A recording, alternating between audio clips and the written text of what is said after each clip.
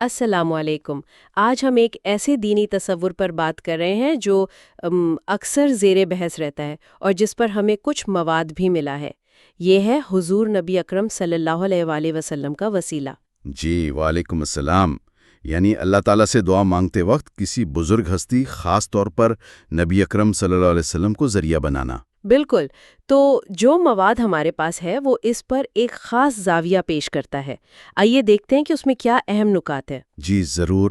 اور دیکھیں، اس مواد کا جو مرکزی نقطہ ہے نا، وہ ایک بہت بنیادی فرق واضح کرتا ہے۔ اچھا، وہ کیا فرق ہے؟ فرق یہ ہے کہ براہ راست نبی اکرم صلی اللہ علیہ وسلم سے کچھ مانگنا اور اللہ تعالیٰ سے آپ صلی اللہ علیہ وسلم کے وسیلے سے دعا مانگنا، یہ دو الگ الگ چیزیں ہیں۔ اچھا، یعنی ایک ہے ڈائریکٹ آپ صلی اللہ علیہ وسلم سے مانگنا اور دوسرا اللہ سے مانگنا آپ صلی اللہ علیہ وسلم کے واسطے سے۔ جی ہاں، تو مواد بہت واضح طور پر کہتا ہے کہ براہ راست حضور صلی اللہ علیہ وسلم سے مانگنا، یعنی انہیں حاجت روا سمجھ کر پکارنا، یہ نہ ان کی ظاہری حیات میں جائز تھا اور نہ ہی ان کے وصال کے بعد جائز ہے۔ ٹھیک ہے، تو پھر جائز کیا ہے اس مواد کے مطابق؟ جائز ہے اللہ تعالیٰ سے دعا کرنا، لیکن آپ صلی اللہ علیہ وسلم کو وسیلہ بنا کر۔ اصل مانگنا اللہ ہی سے ہے۔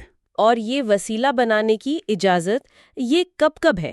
کیا یہ صرف آپ صلی اللہ علیہ وسلم کی زندگی تک محدود تھی؟ نہیں، اور یہی تو اس مواد کا ایک آپ کہہ لیں اہم پہلو ہے۔ اس کے مطابق اللہ تعالیٰ سے آپ صلی اللہ علیہ وسلم کے وسیلے سے دعا مانگنا، یہ نہ صرف آپ کی ظاہری حیات میں جائز تھا بلکہ آپ کے وصال کے بعد بھی جائز ہے۔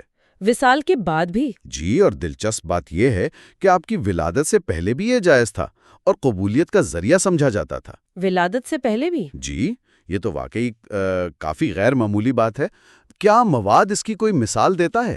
جی ہاں، مواد میں اہل کتاب کا حوالہ دیا گیا ہے، یعنی اسلام سے پہلے کے یہودی اور عیسائی۔ اچھا۔ بتایا گیا ہے کہ وہ بھی جنگوں میں مشرکین کے خلاف فتح کے لیے نبی آخر الزماں صلی اللہ علیہ وسلم، جو ابھی پیدا بھی نہیں ہوئے تھے، ان کے نام کے وسیلے سے اللہ تعالیٰ سے دعا کیا کرتے تھے۔ اچھا، یعنی آنے والے نبی کے وسیلے سے؟ جی، اور مواد کے مطابق قرآن پاک میں بھی اس طرف اشارہ موجود ہے۔ یہ تو ایک بہت ہی وسیع تناظر ہو گیا پھر وسیلے کے جواز کا۔ تو کیا مواد یہ بھی بتاتا ہے کہ یہ کس مکتب فکر کا موقف ہے یا عام رائے ہے؟ مواد کہتا ہے کہ یہی جمہور امت یعنی مسلمانوں کی اکثریت کا عقیدہ رہا ہے، اور یہ کہ یہ قرآن و حدیث سے ثابت ہے۔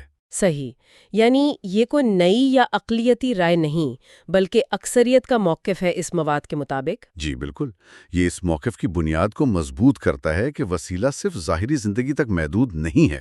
لیکن ایک دلیل جو اکثر اس کے خلاف دی جاتی ہے وہ حضرت عمر رضی اللہ عنہ والا واقعہ ہے۔ ہاں، قحط سالی والا واقعہ۔ جی، جب قحط سالی میں انہوں نے بارش کے لیے دعا کرتے وقت آپ صلی اللہ علیہ وسلم کے بجائے آپ کے چچا حضرت عباس رضی اللہ عنہ کا وسیلہ اختیار کیا، تو اس سے بعض لوگ یہ نتیجہ نکالتے ہیں کہ وصال کے بعد نبی صلی اللہ علیہ وسلم کا وسیلہ جائز نہیں رہتا۔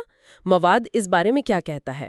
ہاں، یہ واقعہ اکثر پیش کیا جاتا ہے، لیکن یہ مواد اس استدلال کو ٹھیک نہیں سمجھتا۔ اچھا، جی، کیا وضاحت دی گئی ہے؟ وضاحت یہ دی گئی ہے کہ حضرت عمر رضی اللہ عنہ کے اس عمل کی جو حدیث ہے، اس میں کہیں یہ نہیں کہا گیا کہ نبی صلی اللہ علیہ وسلم کا وسیلہ ان کے وصال کے بعد ناجائز ہے۔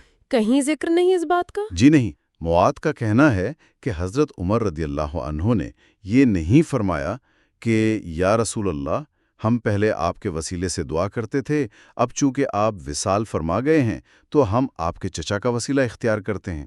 ایسا نہیں کہا۔ تو پھر انہوں نے کیا کہا اور اس کی تشریح کیا ہے؟ انہوں نے حضرت عباس رضی اللہ عنہ کی قرابت رسول صلی اللہ علیہ وسلم کا واسطہ دیا، یعنی ان کے نبی صلی اللہ علیہ وسلم سے رشتے کا۔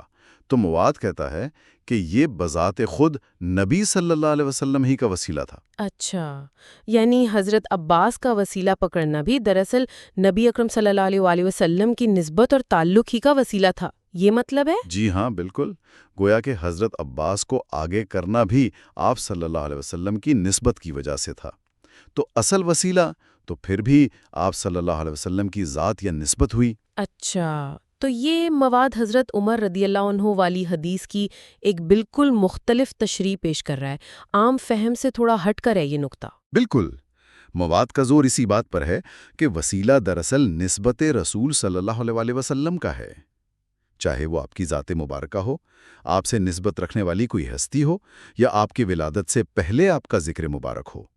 تو اگر ہم اس سارے مواد کا خلاصہ کریں جی تو بات یہ ہوئی کہ یہ براہ راست حضور صلی اللہ علیہ وسلم سے مانگنے کو منع کرتا ہے، جی لیکن اللہ تعالیٰ سے آپ صلی اللہ علیہ وسلم کے وسیلے سے دعا مانگنے کو ہر زمانے میں جائز قرار دیتا ہے، آپ کی زندگی میں، وصال کے بعد اور حتیٰ کہ پیدائش سے پہلے بھی۔ صحیح۔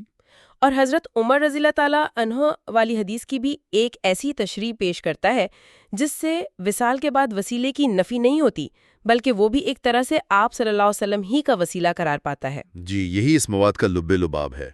یہ وسیلے کے تصور کو زمانی قید سے آزاد سمجھتا ہے، اور حضرت عمر کے عمل کو بھی اسی وسیع تناظر میں دیکھتا ہے۔ یہ گفتگو واقعی اس بات پر غور کرنے کی دعوت دیتی ہے کہ دینی معاملات میں مختلف تشریحات کیسے سامنے آتی ہیں اور کسی ایک واقعے کو کتنے مختلف زاویوں سے دیکھا اور سمجھا جا سکتا ہے۔ یقیناً، اور یہ ہمیشہ اہم رہتا ہے کہ مختلف نقطۂ نظر کو سمجھا جائے، ان پر غور کیا جائے، چاہے ہم ان سے اتفاق کریں یا نہ کریں۔ بالکل، اور یہ سوچنے کا مقام ہے کہ ہم معلومات کو کیسے پرکھتے ہیں اور مختلف دلائل کا وزن کیسے کرتے ہیں۔ جی ہاں، علم کا سفر اسی کھوج اور تحقیق سے برت ہے، اور اس میں ہمیشہ مزید گہرائی کی گنجائش رہتی ہے۔